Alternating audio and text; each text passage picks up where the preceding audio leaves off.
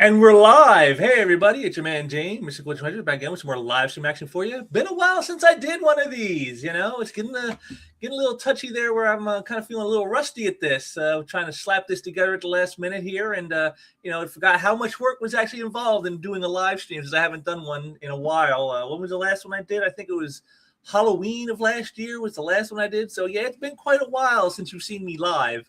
Not to say there hasn't been plenty of content around this place. You know, I'm cranking it out like crazy.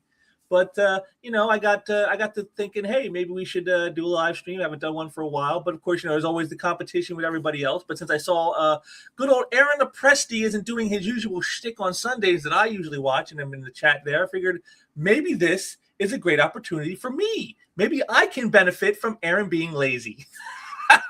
So here we are with an what the hell live stream. I don't have any plans for this. I didn't come out with some great topic to talk about.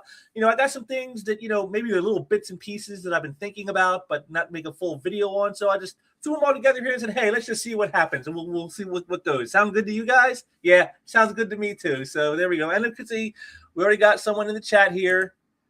My wife, who's helping a friend out right now with his cooking, so he doesn't burn his house down.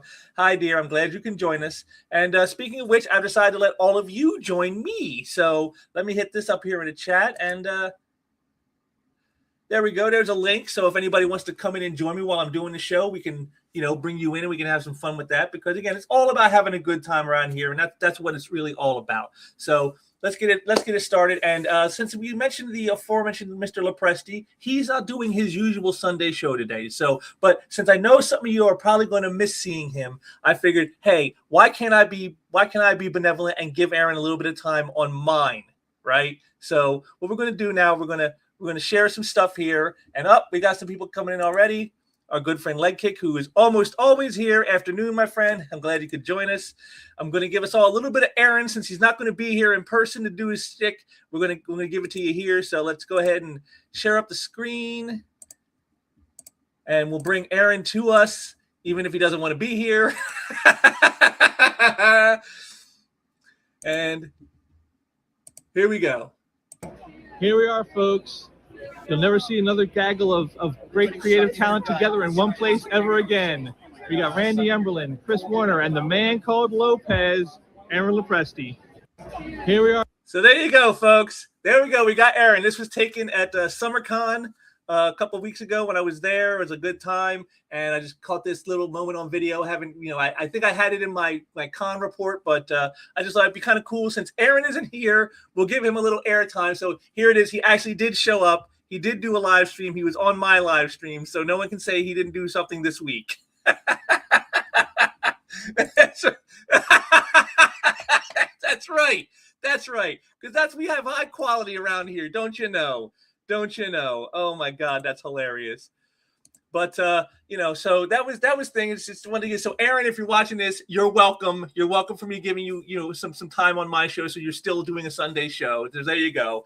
But okay, so let's move it on right to the next thing here. I thought something I wanted to talk about was, and I didn't do a video on it because, a lot of other people have talked about it, and I figured, maybe I'm a little late to the game, but I still do want to talk about it, damn it, because that's just how I am, is the Knightfall cartoon series that's going to be coming up on HBO. And, I find it funny how DC can't seem to compete with Marvel in the live action films. I mean, even the crappy Marvel live action does better than the live action DC tends to do. I mean, as Supergirl just showed this last couple of weeks. But when it comes to the animation, man, DC dominates them. And so, I mean, it's just amazing to me how each of the companies has like their own little niche in this, where one does great with the live action, but the other does great with the animation. So I thought we'd take another look at the trailer here, because I've got it all queued up, of course, and we'll take a look at that, and we'll talk about it, because I really want to talk about it. And I'll probably take breaks during showing this to you guys so that we can get hopefully not get struck by the YouTube gods, because we all know how they are, how touchy they are. But so let's go ahead and share the screen, and here we go. Gotham City needs Batman. Batman, you haven't slept since Arkham exploded. Now, right off the bat, I just want to say I like this. I like this right here.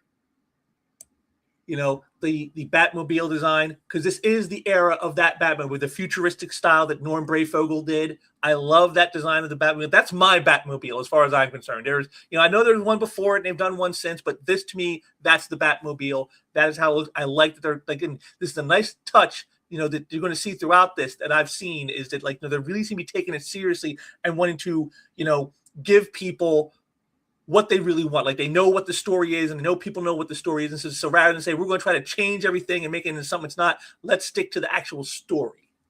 Since Arkham exploded 2 days ago, maybe we should ask John Paul for help. His training is coming along. See, there was another one right there. See, another moment right here.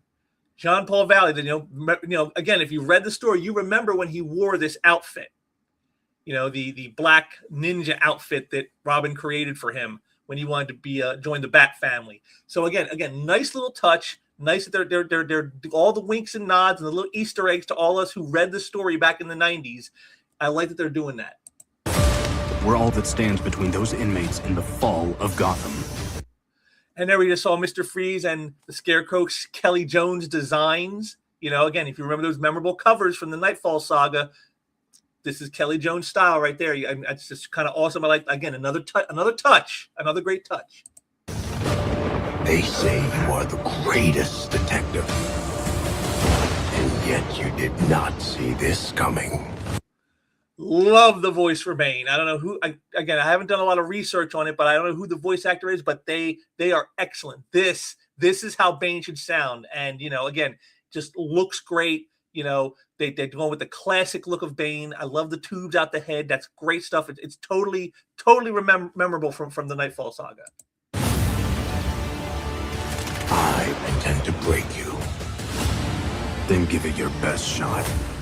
Okay, that was pretty cool too. I know the great Kevin Conroy is no longer with us. Otherwise, I'm sure they would have had him doing the voice of Batman. But that guy, he did a pretty good comparison to the Kevin Conroy voice that we all know and love.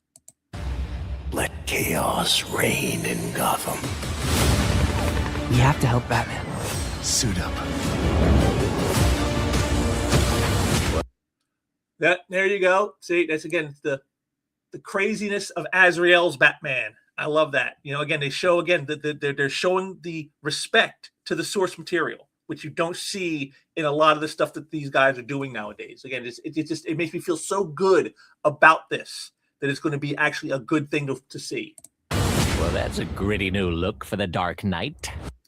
Didn't like that Joker voice. Yeah, I know Mark Hamill's got TDS and he's crazy, but I think his Joker voice is just so iconic.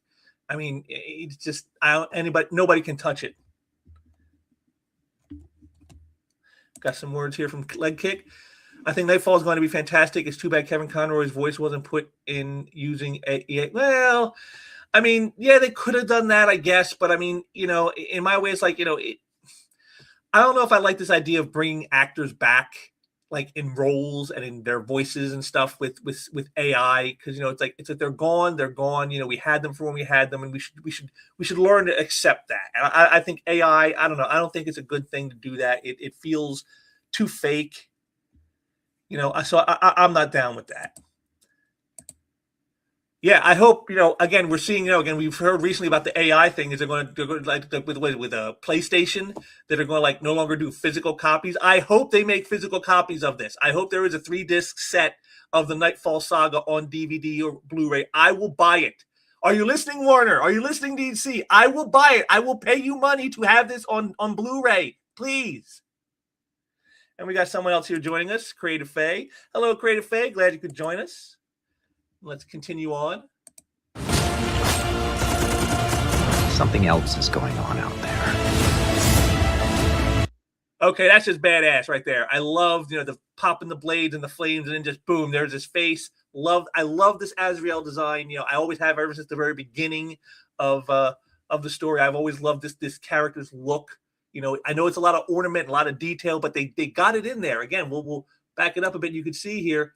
Look at it. They got all the details in of the armor.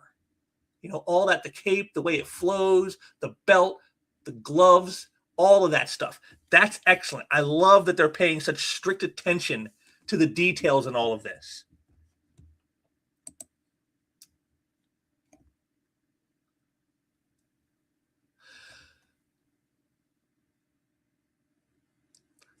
Yeah, I mean they are, but I don't know. It's just like for me, it's like I don't know. Like it feels weird hearing dead people voicing characters or seeing a computer generated image that looks like them in a movie when they're dead. It feels weird that way. I mean, if you want a Kevin Conroy voice like this guy here who's doing it, you can get someone who could probably approximate it, and it's pretty good. That's good enough. That should be what we want.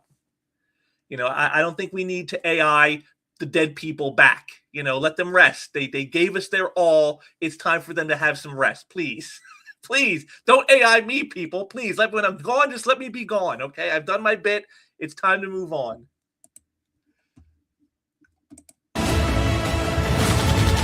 Come get some! The guilty must pay. Oh, I love that. I love that. So let's got to back it up. There it is.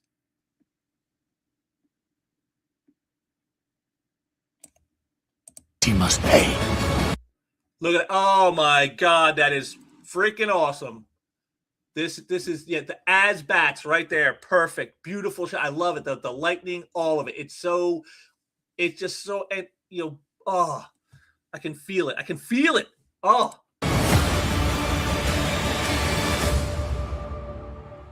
Not soon enough. Not soon enough. Yes, I love it. I love this. This is some great stuff. I am so happy that they are showing such good respect to the storyline. We saw all those minutes. You saw the gloves in that one scene with Azrael. You got hit the Tim Drake Robin. You got all of that. It's just, yeah. I mean, I look at that as like maybe that's a Batman for the Gen Z generation. Maybe that's what that is. That's Gen Z's Batman. But like this Knightfall, that's my Batman. I remember this. This is the great Batman stories that I remember, and I like that they're being so reverential to the actual story and everything else. Yeah, I heard about the Absolute. I have no interest in it. I don't think Absolute Batman is a very entertaining thing. I mean, the world's dumbest detective instead of the world's smartest. Whatever. But yeah, I love the Knightfall trailer. It's got me so hyped up. It's finally something in comics can be excited about. Yes, thank you, DC. Thank you for giving me something to look forward to. Godzilla -1 can't carry all the load for you this year. We need something else. But, again, in case you guys think this is all just a bunch of bunk for me, like, oh, he's not really that big of a fan. He's just making it all up. He's just talking a bunch of trash. Well, no, not really, because if we head on over to my comic art fan gallery, you can see here, I actually own original arts connected to the Knightfall saga. We'll pop these up here real quick so you guys see it. This is my page from Sword of Azrael. Great stuff right there by Quesada and Nowlin. And then we got my page from the actual story itself from Knightfall proper, from issue 662 of Detective Comics, part 8 of the story. A great scene here with Batman. I just love that. Graham Nolan and Scott Hanna were like, they were on fire at this point. Everybody loved their stuff. And again, I love the last two panels right here, the close up to the eye where it's like all enveloping darkness. And then when you read what he's talking about here, the really dangerous ones are still on the streets. Scarecrow, Riddler, Joker. How can I stand against them when I can't even stand up?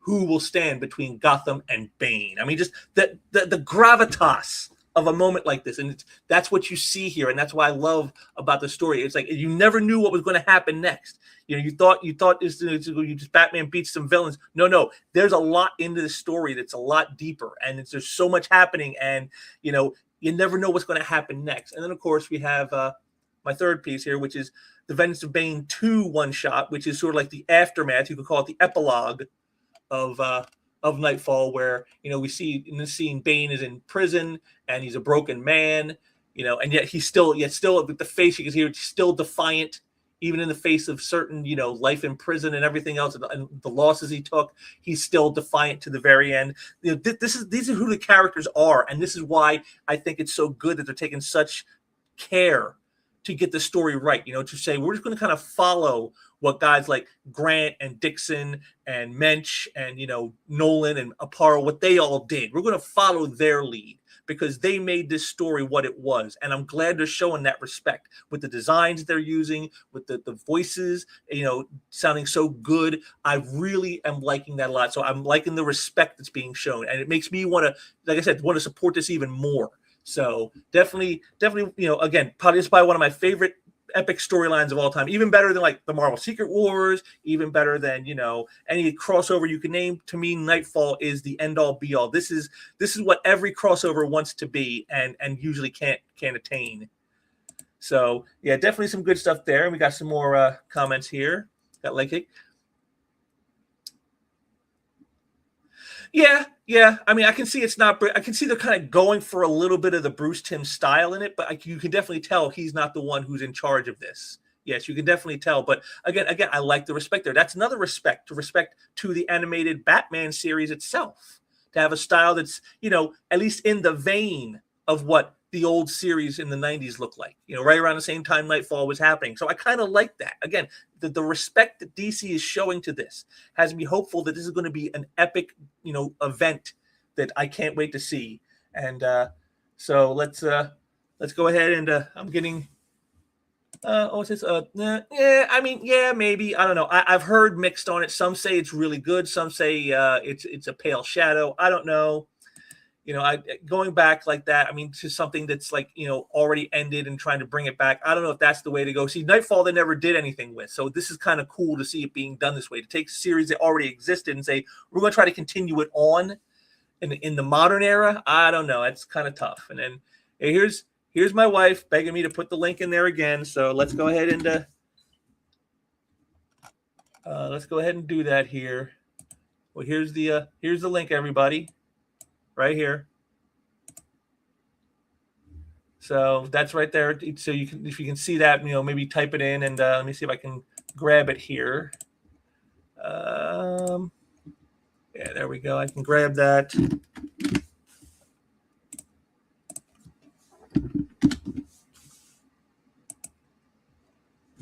And there we go. There's the link once again in the chat for all the new people who have shown up.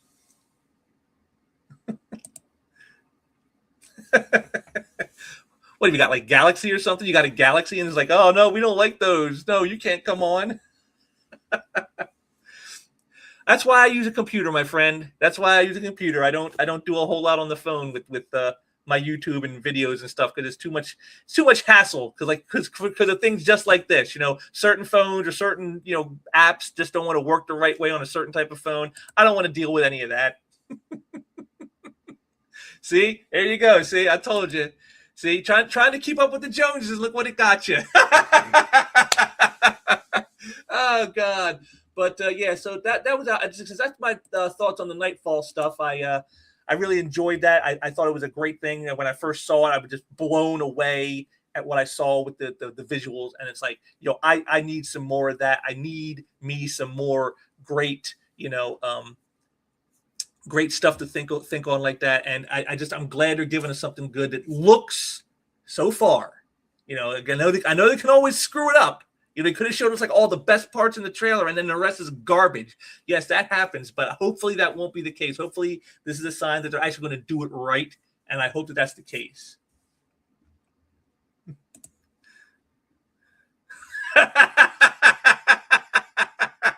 Yes. Him and his damn green skin, damn Martians invading Earth.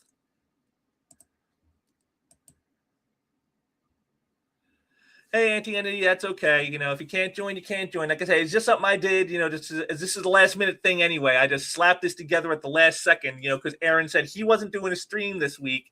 And I figured, well, if he's not doing one, that leaves an opening for somebody to do one. So I guess it should be me. And so since I hadn't done a live stream this year yet, I figured I'd jump in with this. And so, you know, but I'm glad you're here. I'm glad you can join us and, you know,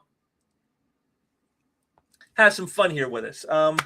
So something else I thought I'd talk about was, as you guys know, I talk about a lot of various issues in the industry, and I've been doing that for quite a while, but I did it long before I did YouTube.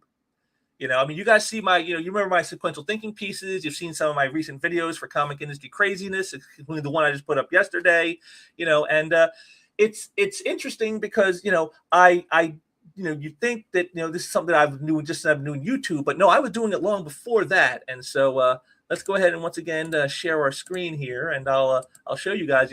I've always been a big mouth. I've never known when to leave well enough alone. So here we are. This is ICV2, and if you can look here, look closely. These are right here. There's my name. These are all little emails I'd sent in to the website, and they posted them up. And I did so many, I got onto a second page. That's how many of these I did. I just, this is back when I was working at a retail shop for a while, and then right when I started my so you can see it changes sequential treasure when I started doing my art repping. But before that, I was working at a shop, and I was doing these things just to, because I felt it was important to talk about this stuff. I've always felt that way. You guys know that. I've said that many times when I did my sequential thinking live streams. It's important to talk about these things, and I've always felt this way. So going all the way back to what's the oldest one here? Yeah, back from 2005. So Yes, Anti-Entity, I have had a big mouth about the industry for quite some time, for over 2 decades, probably even longer than that if you count my letters in the letters pages, but that's more about creative stuff. This is more about the business side. And got Creative Faye here. That's okay. You don't have to join. It was just something I decided to let people do, because I know most don't when they do their live streams. They do their thing, and they don't want the public coming in. But I thought, you know what? Since I put this together at the last second, let's have the public come in if they want to come in. No, he's just lazy. He was up too late last night watching fireworks. That's what it is. That old man was watching too many fireworks late into the night, and now he's too tired to do his damn show. That's all it is. He's an old man who just doesn't have it in him anymore. So we gotta show pity to the old man. He's just he can't do what he used to do when he was younger. So, but yeah, this is some stuff here. So I thought I'd show you guys this, because I just thought it was interesting looking back on some of the stuff I was saying about certain things. Like let's see here, what's one we can go with? Let's go with the format here. You can see this is when I was talking about the formats of the comics, and I talked about how one guy, Steve Bennett, who's one of the contributors there, was talking about how they should do away with the monthlies, and I was like, no,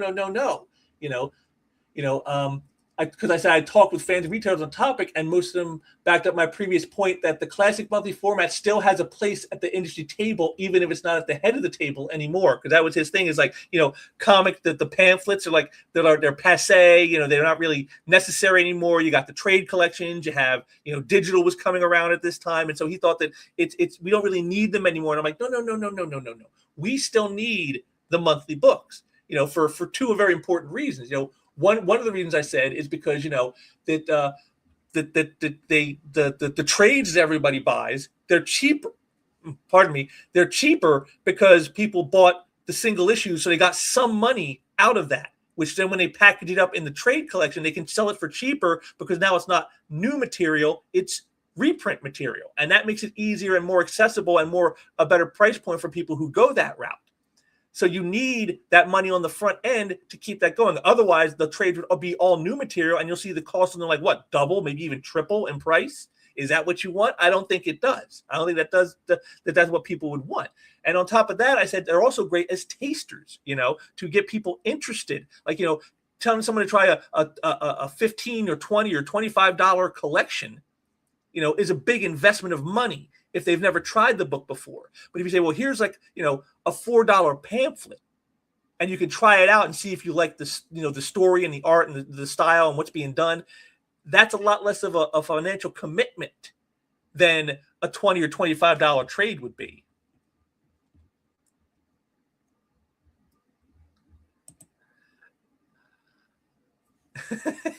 I think he needs more than coffee at this point. I do. I really do. I was there on Sunday, leg kick. That's when I was at SummerCon. I went Sunday because I figured it was the best day to go. Most of the people have been through on the first 2 days, and then all the best bargains at the tables and stuff will be had on Sunday. So that's why I decided. I said, we'll just go Sunday. They didn't have any really super big guests that I was up for, so I was like, I don't need to go any earlier than Sunday this year. So that's what I did. I was there Sunday.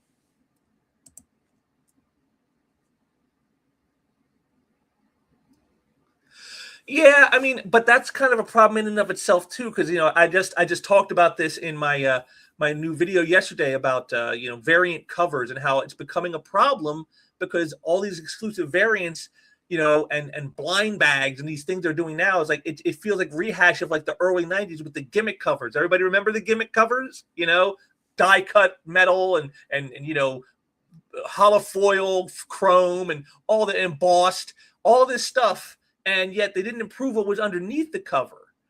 And so people bought all this stuff thinking, it's going to be worth money because it's a special edition and all this. And now what do? You look in the 50-cent bin, you find a ton of that stuff in there, and this is going to be the same thing, with these so making comics the collectible, it should be an afterthought, not the focus. And that's what I see happening today. And it happened, 30 years ago. And what happened? It almost destroyed the industry. And that was at a time when the industry was at least making money. They were making money in the early 90s, hand over fist. With the golden times. They would kill to have those numbers today. And they don't. They're not even close. So if we have another boom and bust with the variant covers and all that kind of stuff, and the health the industry is in now compared to back in the early 90s, what do you think is going to be the outcome? So no, definitely not. No, we don't want to make them collectible. That's the wrong way to go.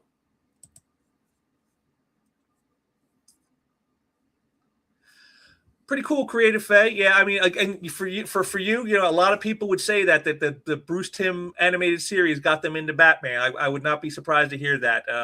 But yeah, the Frank Miller stuff, Dark Knight Returns, it's good if you don't take it as canon. See, I don't. I mean, they've tried to make it canon, and I don't think that's the way to go. But if you take it as like the ultimate what if, that's kind of fun, like an Elseworlds. And some people have said it's the first Elseworlds story was Dark Knight Returns. But if you take it too seriously and you take it, as canon, I don't think that works. If you want some really great Frank Miller, Year One, which was in Batman 404 to 407, and they have trade collections of it, of course. Those would be the way to go. I'd say check out Frank Miller doing the intro of Batman that way. That's some good stuff.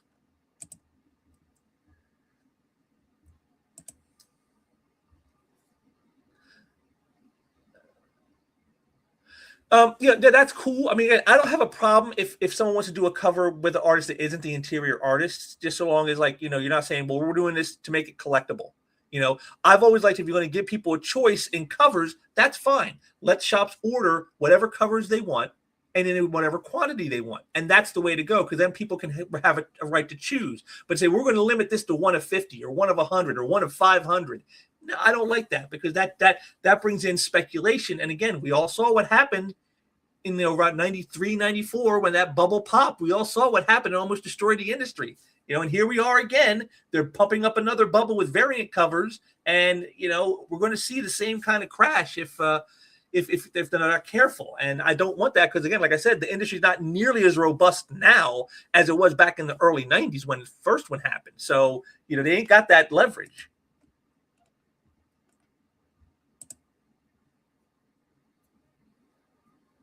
That's a good idea. That's a good idea. The only problem I see with that is like the places it should be put, like on like the newsstand type of thing. They probably wouldn't want to get them because they're so inexpensive. That's the thing. That's the problem, is having been out of the circulation so long on the newsstand. Prices on magazines and stuff are way higher than they used to be back when comics were still available. So now the comics have to compete. And so if you're going to do that, I like that idea. Put it in places where kids could get it, because it'd be inexpensive. But is it too cheap for the newsstand to want to carry it? And that'd be a problem if it was. So my idea is more like, again, I even spoke about in here, like some digest style magazines, something like around the range of 68 to 100 pages. So that way you're getting a meatier book. and you can, the price point would be higher than $1, of course. It'd probably be more like $4 or $5, but that at least keeps it competitive with the price of magazines on the newsstand, and you get a lot of material in there. And you could, this is how you could get, all like to do a Batman one, and you get like Batman, Detective Comics, Nightwing, and Catwoman, and they're all the issues are in there, all one issue of each, and each month there's a new one out, and you get to follow all the stories of all these different characters. I like that idea better because it gets more people interested, and you got a better chance of them liking more stuff and wanting to get into even more characters, and I think that's a way to go, which would be a lot better.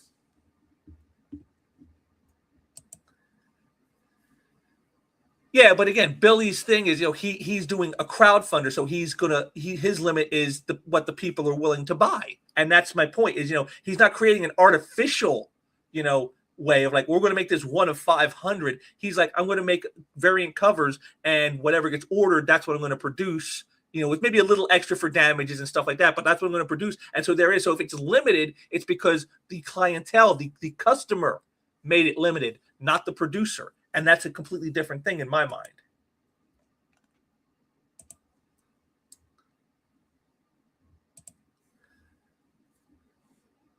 I've ordered it. I'm very interested again with those names attached to that book. That's what got me to buy it. Honestly, I just said, I'm like Arthur Adams, Dave Finch, Andy Kubert. Okay, I'm there. I got to check that out. If for no other reason, just for the names to see what they're going to do. I have, don't have a whole lot of details on what this Terminal series is going to be about, but just seeing those names, I'm like, yeah, I got to check that out. So I'm definitely going to be getting that when it comes out. Yeah, like I said, I don't know. Like I said, Marvel and them have done us so wrong for so long that I don't know. I just think, I can't until there's a change in like the mentality at the companies, like at DC and Marvel.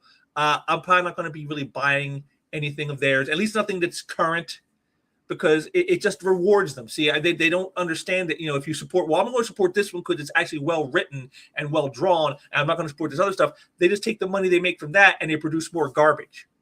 And so I don't want to reward them in that way. So I won't be doing. I mean, people can do what they want. I'm not telling anyone what they should do, but if we want to see real change, in my mind, we got to give them reason to change. And the only way to make them feel there's reason to change is if they, go ahead and feel the pinch in the wallet. That's always what gets their attention more than anything else. Yeah.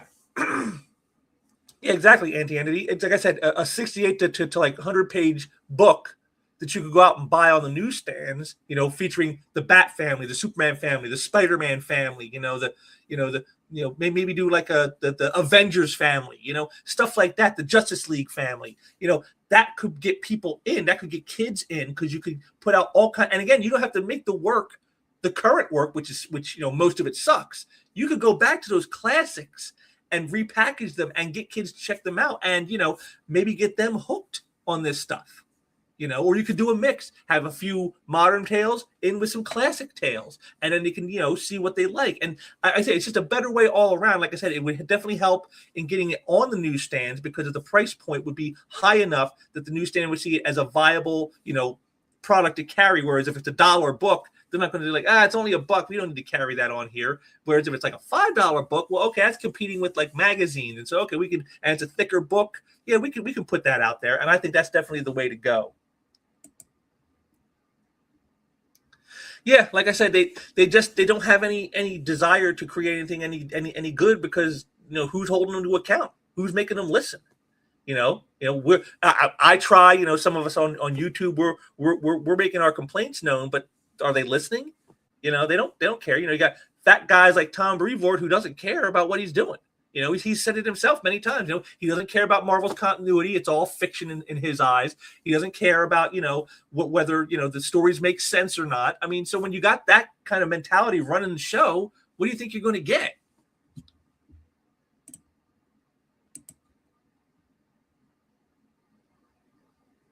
Yeah, and that's what I'm saying. This meteor book I'm talking about would be like to compete against manga books.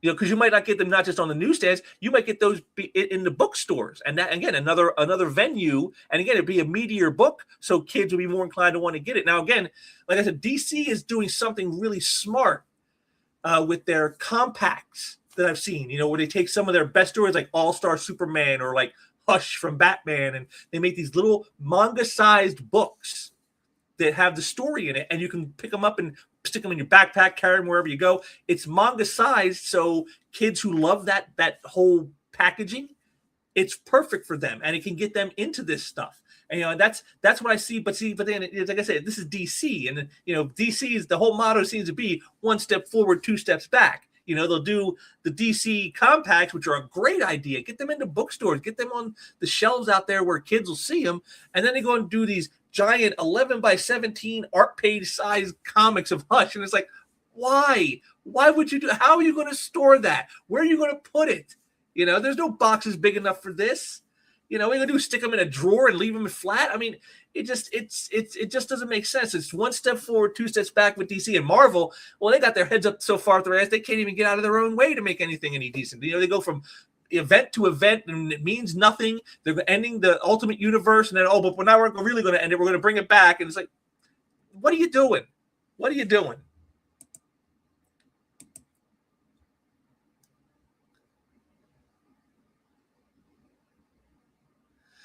Well, you know, if they can make it a decent story behind it, you know, it would be hilarious if Terminal kicks the ass of the X-Men line of books as far as sales goes. That would be hilarious.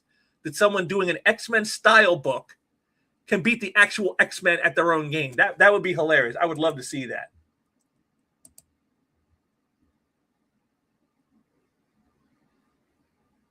Yeah, like I said, you know, it's nothing personal against, you know, the artist who's working on it. It's just, you know, dude, you know, create your own books or you know, go to somebody, you know, work on some smaller guys stuff. I am supporting people in the smaller press. You know, I mean, I'm supporting Titan.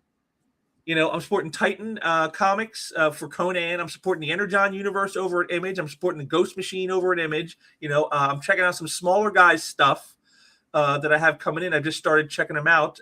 What's one's called like Rafael Garcia Henchman. It's like a, you know, kind of like a, you know, what, looking at the world of the henchman, you know, but with like sort of like an office feel, the office meets comic book henchman type of thing. And, you know, so I'm testing out stuff and seeing what's out there. You know, of course, I got my horror books I get from Warrant Publishing, you know, the Vampirus Carmilla and Shudder magazine, done in the old Warren style. You know, so I'm out there still getting stuff from other publishers. I'm just not supporting the big guys anymore because they don't have the quality and they don't seem to care. And so if they don't care, why should I?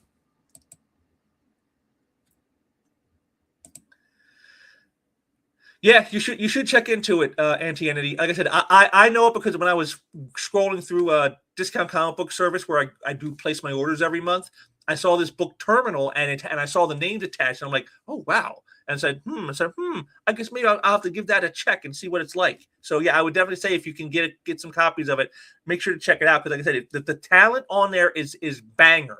If they can put the quality in with the talent, they're gonna have a real hit on their hands. Yes, I love Hyde Street. It's probably my second favorite book from Ghost Machine after Red Coat. I just love Red Coat, and that's another great book. But yeah, Hyde Street is definitely good. And of course, me being a horror fan, how could I not love the horror book from Ghost Machine? But yeah, so like I said, I'm out there still plugging away, getting stuff, still supporting the monthlies as I can. It's just I just can't support the big guys anymore because you know they basically told people like me, we don't want you as a fan no more. We don't want your money, bigot. We don't want your money, Nazi. Okay, you know, and so now I'll give it to other people. I got support my guys on crowdfunding, and I support some of the smaller guys now, and hopefully get them some raised profile and get them there that way. But you know, like I said, I've always been speaking about this stuff for a long time, and you know, just. I've always felt it was important to talk about things like this because that's how things change is when you talk about it and get people to talk about it. You know, kind of like we're doing here. You know, I mean, not that we're gonna change the world or anything here, but yeah, a lot of people are into that because of the connection with the Invincible, which is another popular one that everybody loves. It's my comic shop here, my new one that opened up about a year and a half ago. He got some issues of the original Invincible run, like early issues, like numbers like it was like 9, 9, 12, 13, 14, 15, like early issues. And they were super expensive, and he sold them all now. That's how big this whole thing with Invincible has gotten. It's like I never would have guessed that Invincible would become what. I mean, it's just like, at the time when I saw him, like, okay, it's like generic super guy who gets powers and is young, kind of like a riff on Spider-Man a little bit. He's got to come to responsibility of his powers and fighting crime, and okay, whatever.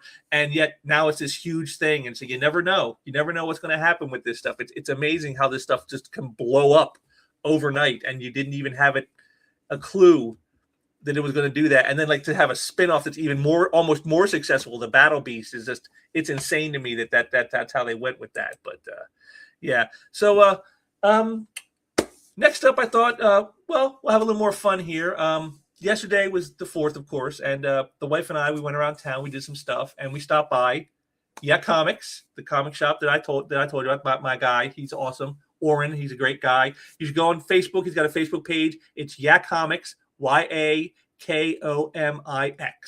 Comics, which he said was supposed to say, yeah, comics. That's kind of how he wanted it to be said. So, but he had some stuff out for a special discount for some stuff, and 50-cent books, Image, Dark Horse, and Vertigo, and the wife decided to go a little crazy and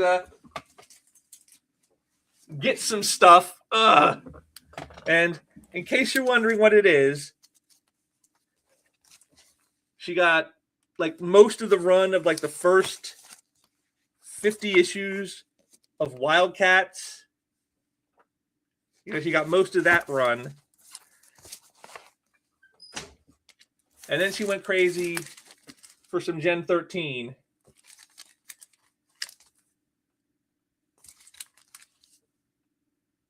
So yeah, she went a little nuts. Even I was a little blushed at that, like, oh wow, I didn't expect her to go that crazy.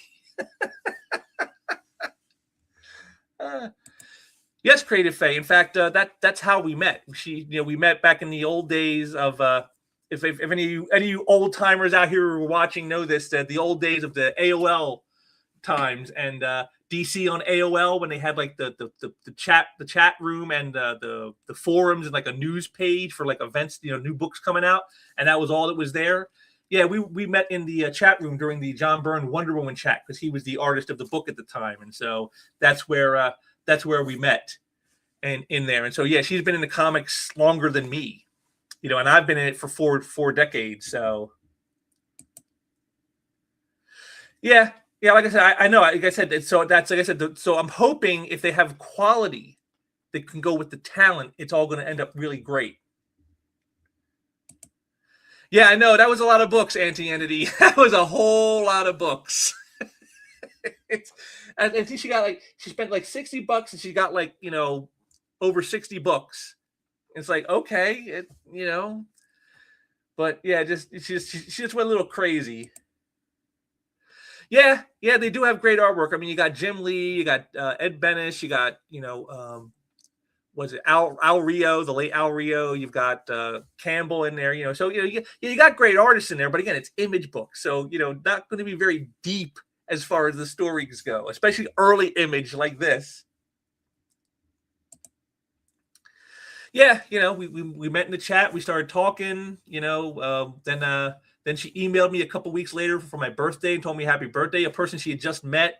So we started talking, we exchanged phone numbers and started talking that way. We exchanged photographs, which, people always ask me when I knew she was the one. And I tell them all the same thing, and they all think I'm joking, but I'm really not. I said, it's when I sent her my photograph and she still talked to me after she got it. That's when I knew she was the one. Such highfalutin standards over here. But, then I flew out and met her.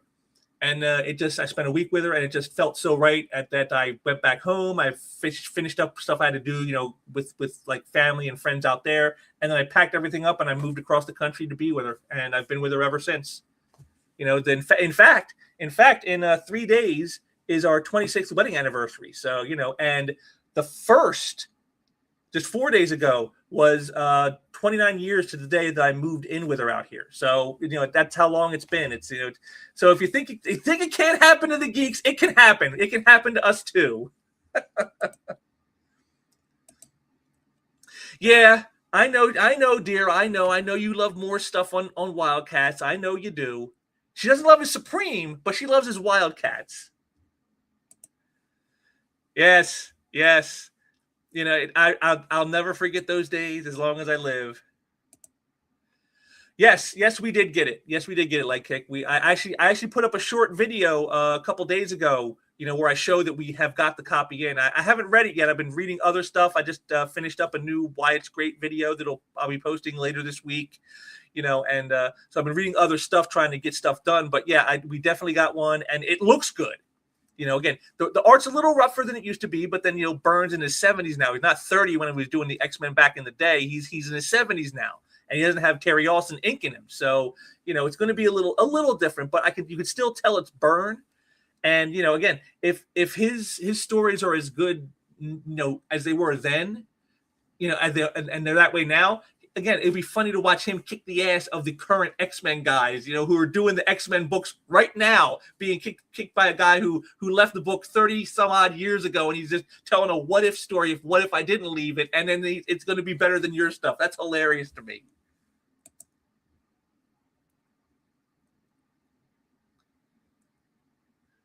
Well, again, like I said, I hope so, because that's what I hope. So, like I said, so hopefully this is a good sign. The Terminal is going to be a good read, because that's ultimately what I want. I want some stuff that I can really read and enjoy. Thank you, Anti-Entity. Like I said, just 26 years, and they said it would never last. Well, I'm not surprised you do, my friend. We're the old school guys. We're not quite as old as Aaron, maybe, but we're still old school, and so we like that stuff. That's definitely our style. Yes, and so we're about how long into this? Wow, 45 minutes. I didn't think I'd run out of stuff so quickly. But when you're doing it on the fly and stuff, what are you going to do? Thank you, my friend. Thank you. Yes. Yeah, that's kind of what SummerCon was. It was kind of our anniversary day. We kind of said this is going to be our big expenditure for our anniversary, is going to SummerCon. And we got to see Lopez. So there you go. It was all good.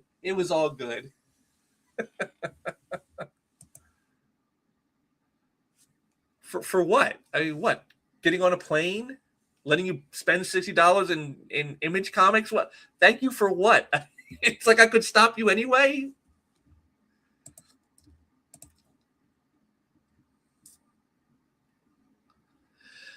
They actually need to restart the whole entire universe, and I have an idea how to do that. My idea would be, that Spider-Man is involved, and because it's going to involve what happened to him with One More Day.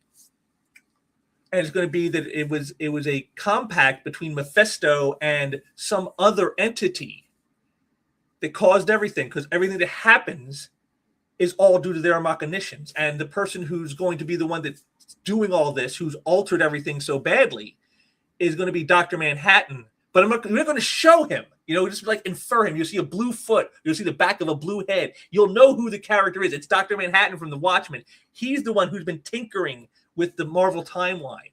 And it's why, so like everything from like Civil War till now, it's all his tinkering that has done all this. This is why the Tony Stark did what he did. That's why Cap did what he did. That's why Spider-Man revealed himself when he never would have done that. All the stuff that's happening, that the X-Men, with the Krakoan age and becoming like, mutant supremacists, all the stuff that sucks over the last like 20 years is all from the machinations of Mephisto working with Dr. Manhattan, tinkering with the timeline in Marvel. And so we're going to wipe it all away, the last 20 years. That's my idea for how to fix the Marvel universe and get us back to something more resembling what it's supposed to be. But that's just me. They're not going to listen to me, of course. I'm just a guy on YouTube. They don't care what I got to say.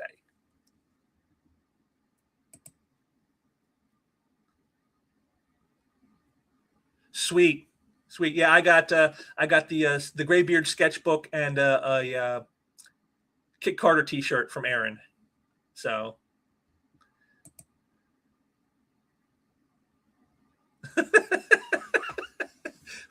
Well, yeah, okay. Yeah, I thought it was too. Like I said, it doesn't wash away everything, saying like, like we're just going to hard reboot it and just change everything and all new number ones and just go back to rebooting everything. And like, like it's a big hiccup. It's like, no, we're going to try to make it where like all the stuff that happened for a reason.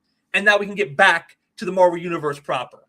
That's the way I wanted to do it. So that's why I thought doing this would work that way. And again, with the One More Day being such a horrible story that goes against everything that the character is about. Spider-Man making a Faustian deal with the devil to avoid responsibility for his choices goes against everything the character is about. The only way I could see to use that is to say this is all because of some other machinations by an even more powerful entity than Mephisto, and that of course would be Dr. Manhattan, and he's the one been tinkering with things, and they'll get it to where he'll reset everything back to before he was messing with stuff, and then we can get back to a proper Marvel universe.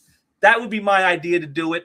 But again, is Marvel going to listen to me? Probably not. Fat Boy Tom Brevoort is too busy, counting the clock for his golden parachute for pension than he is worried about making sure the Marvel universe is going to be in a stable condition when he's gone.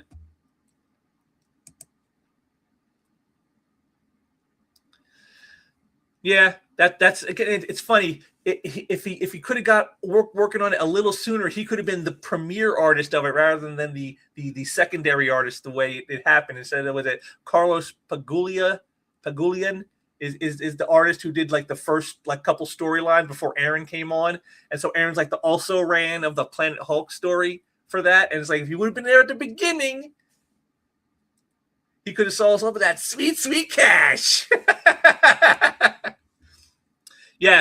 Yes, we do. We need to kick out the editorial. I mean, a total house cleaning. I mean, like if I kept anybody, it'd probably be like some like assistant editors who I would raise up to an editor and let them have a chance at trying to correct all this mess. Because all the people in charge right now, they all got to go. There's I don't think a single, Jordan White and Tom Brevoort and C.B. Cebulski and all these guys, they all got to go because one of them is worth a damn. They don't care about the work, they don't care about the characters, they don't care about the legacy, they don't care about the audience, so they just got to go. And that's the first thing that's got to be done. And then, like I said, and then I would have my Mephisto, Dr. Manhattan storyline. I would finish out all the stories as they were. Then for like one whole month, there would be no Marvel books from any of the main titles. The only title would be out would be this one giant size, sort of like 4-part miniseries that would come out each week, a big part. And, it would be fixing all of this. And then the next month, everything comes back to the legacy numbering and we just continue on from that point. That would be how I would do it. But that's just me. That's just my thoughts. They're not going to listen to me. Yeah, he did. He has said that, he doesn't get like the accreditations that he should. Like when they put the animated movie out, his name wasn't in the credits of thanks, And so we complained about it and they sent him a few dollars like, oh, here's some money, go away, be quiet. Greasy wheel gets the squeak wheel gets the grease, I guess. But yes, that's yeah, like I said, I think it's a good idea. I think it'd be a great way to reset the Marvel Universe without having to like just hard reboot it and like just like jerking everything like because like oh, we got to just stop this and just start all over. No, it's all happened. Everything happened the way it happened. It's just now we know why it happened, and now we can move forward from it and say now we're going back to the real Marvel Universe that we all know and love. And that's, again, to me, that's the only way I can see doing it that actually works. That does not create more problems than it solves, and actually, again, sort of answers a lot of the stuff that we've seen. Is like, why are the characters acting this way? Why are they doing these things? Why are they being so stupid? Why are they being so evil? This explains it all, and it actually makes sense of everything. Yeah, I saw him at SummerCon too. I got some stuff signed, not for myself, but for my friend Oren at the Comics. And by the way, he wanted some stuff signed because he wanted to have it for his shop, and he's already sold them. He sold his Lobo signed Bisley signed Lobos, and his issue 2 of Prophet signed by Panozin. So yeah, there it is. He's already sold them. And so he thanks me. He thanked me profusely though for that. He said, "Thank you for doing that for me," because he did want to go to the show, but he had an event the night before at his store, and he was just so tired and so whipped, and he didn't have a lot of cash on hand, and he's like, just I just couldn't do it. So he was very thankful that I went in his place and took a few books up there to get signed for him. So he had some new stuff at the store that he could like promote that way. And again, he's pretty much sold them all, except for the Atomic Toy Box cover signed by good old Lopez. He still has that one. and it's the Cave Babe cover. So I don't know why it didn't sell. This is what Aaron does best. Yeah, they do. And I've had people tell me things like this, like, they told me I've missed my calling. I should have been like an art director or art editor, because I have such a great idea of concepts of how to do like images and stuff. And, I know the lores of the characters. I should be like some kind of like continuity cop. I could do that job, but if the companies actually cared, but they don't, because they're owned by big megacorps who don't care. So they don't have to care. It's all cumulative.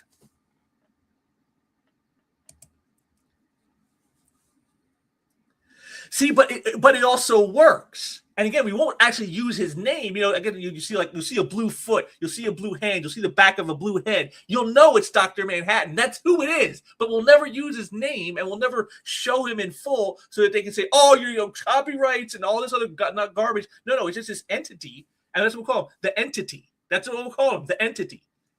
But we'll all know. Oh no, that's Dr. Manhattan from the Watchmen. Yes. Because that's what Dr. Manhattan does. He's bored in his universe, so he's messing with others. That's what he's doing. That's how it works. And I think that actually gives the character of Dr. Manhattan a great new angle for DC to use. Hey, he's a guy who's going around messing with all these different things in other dimensions. You could have fun with that there in DC. I'm actually giving DC some good ideas on how to make the character more relevant to their own universe. Jesus, come on. It's so easy. Why do they act like this is so difficult? If some nerdy nobody on his YouTube channel can come up with all these great concepts to fix all this, why can't these guys?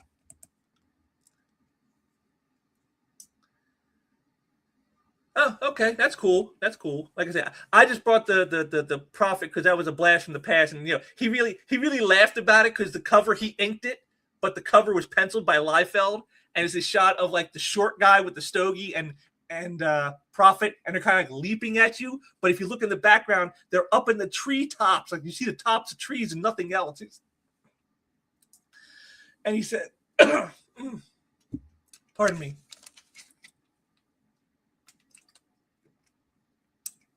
And he said, "Where are they leaping from?" It's like, because like there's no ledges, there's no like cliffs, nothing. It's like they're just like leaping in the air, and there's just treetops around. I'm like, where are they leaping from? And I said, I don't know. I guess the treetops. He goes, I guess it doesn't, But look at how big Prophet is. Like that must be some pretty strong treetops to hold his weight. I just love that. That was a lot of fun. Yeah, I know. It's comics. It's not supposed to be a creative endeavor. It's not supposed to be creative. You're supposed to just, you're supposed to be, indoctrinating people into crappy commie ideologies. That's what that's what comics are for. They're not for entertainment. Not to be creative. What's wrong with you? I love it. It's, I still love this industry. I still love this whole art form. I don't know. Sometimes the people who are in, why are they in? Because they obviously don't love it. I mean, I guess because you've done it for so long, you don't know what else to do with yourself, I guess. That's a reason you can do something, I guess, but that's not a reason for me to say to do something. Just, I've just been doing it for so long, I'm just going to keep on doing it. No, if you don't have any passion for it left, then why are you still there? That's how you end up with that's why they call them dead end jobs, because there's no passion for you there. You don't have any passion doing this. You're just there to collect a check. You could do anything and do that. But here you are working with like iconic characters that people have known for decades and loved, and you can't do them right, and you don't even care if you do. And it's like, so then why are you here? Go be a greeter at Walmart, go work at the local Starbucks, and sell some coffee, because you feel the same way there that you do here. Like me, I would love to be in charge in Marvel or DC or something and correct these things. That would be awesome to be the continuity cop, but they don't care. And, you can't make them care. And the people who are there, well, they don't care. Like I said, Tom Brevoort coming out and admitting, they do these things to rage bait the readers. They do it knowing it's going to piss us off because that's all they know how to do now. They're like, we can't make quality work anymore. We can't make compelling stories that say something about us as people or us as a society. No, we can't do any of that. So what do? We're just going to do things we know are going to piss them off, so they'll talk about it online. It stymies the imagination, the myopic views these people possess. You're working on the greatest characters ever created. You don't know what to do with them. I mean, what do you do about that? How do you fix that? And again, like I said, the leg kick nailed it. You just got to clean house and get those people out and put in some people who are going to care. But unfortunately, I don't see that's going to happen anytime soon. So we're just kind of stuck with what we're stuck with. Okay, well, man, I kind of ran out of stuff that I had planned. Like I said, this is all on the fly, so I didn't really have much of a plan, as it were.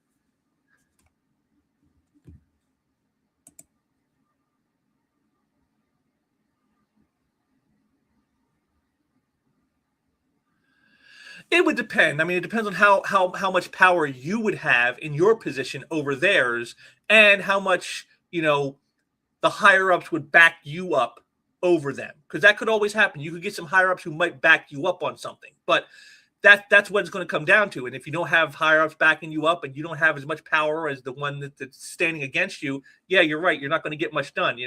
I said it about the presidency too. I've said it about I always thought, if we got the right guy in office and he got some good stuff done, that people would quiet down and people would kind of like relax a little bit. They wouldn't be so head up all the time and so cranky. And, like we had, say during Trump's first term, we had a good economy going. People were making money. People were working. It was pretty peaceful. There was no new wars in that period. He wasn't, and I thought, wow, this is a great time. And what happened? I had people out there committing fake hate crimes and, still out there complaining and protesting and all this other stuff. And it's like, if you're going to do that in good times, then what's the point? Why even bother trying to have good time? Because it doesn't seem to matter either way. And that's how I feel like with this here. It's like, if you're going to have people standing in your way when you're trying to fix things, then why even bother to fix them? Because, you're not, like you said, you're not going to get anything done. And, but yeah, it's just the nature of the beast, I guess. We're not the in crowd. We're not the ones who have that sway in the industry, so they don't care. And like I said, that's why I don't support them anymore. That's why I don't buy the big two stuff anymore. Is because they just really don't deserve it, and they're showing me that they don't have any real care about anything other than either cashing a check, getting a Netflix deal, or pushing whatever political agenda of the moment they feel like pushing. And it's like, that's just, I'd rather go find people who want to create good work. And that's why I support the Ghost Machine stuff. That's why I support the Energon universe. That's why I support Titan Comics Conan. It's why I support the Warrant magazines and stuff, horror. That's why I'm checking out smaller books. That's why I want to check out Terminal, just to get some new stuff that, maybe we can make some new icons and stuff and get some great stuff going that way, because I don't see it going the other way. I guess these people, like I said, the whole thing with the variant covers, like I was saying earlier, with, how they're using, they didn't learn that lesson in the 90s, in the early 90s, when they did it with the gimmick covers, how it almost destroyed the industry in good times. And now they got crappy times as far as sales, and they're going to do the same thing again. Okay. That makes a lot of sense.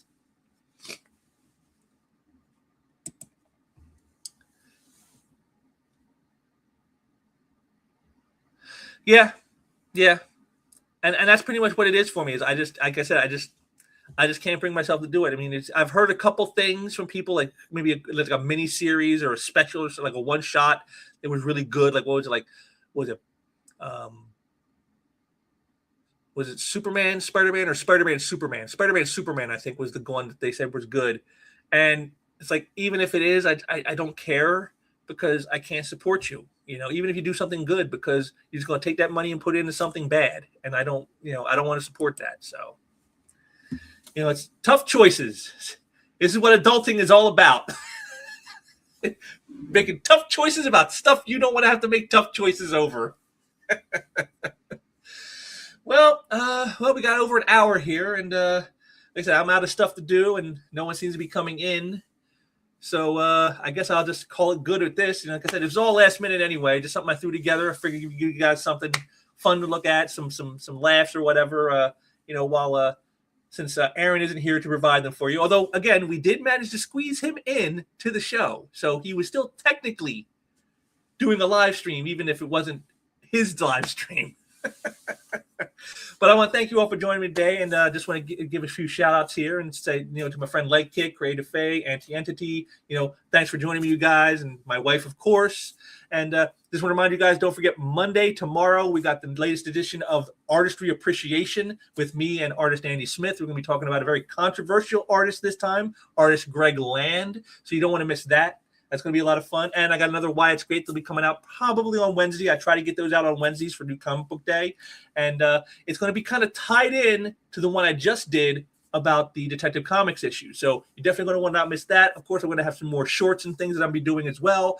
And after that, well, we'll just see what comes. But I've really been working hard, cranking out tons of content the last few months. And,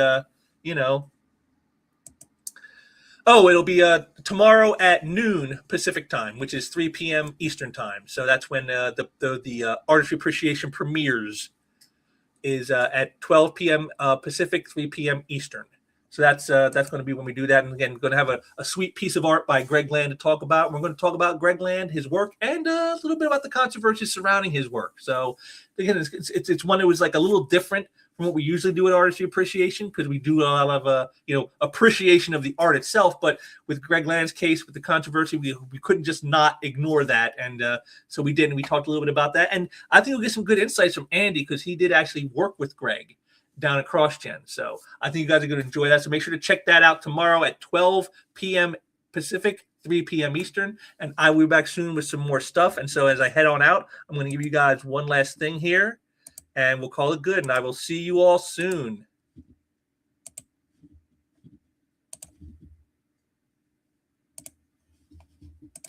Come on, kids, we both know the game, huh? You mess up, you get caught, then it's, oh, Mom, please don't send me to my room. Wink, wink, some punishment. Hey, I've seen your room. Television, video games, VCR, stereo, CD player, telephone. What do you got, about 1,500 bags of nacho cheese, the real tortilla chips stashed all over the place? This is hardly solitary confinement. See, if your folks really wanted to punish her, they'd send you to their room. There's nothing happening in that place. So crunch all you want. We'll make more.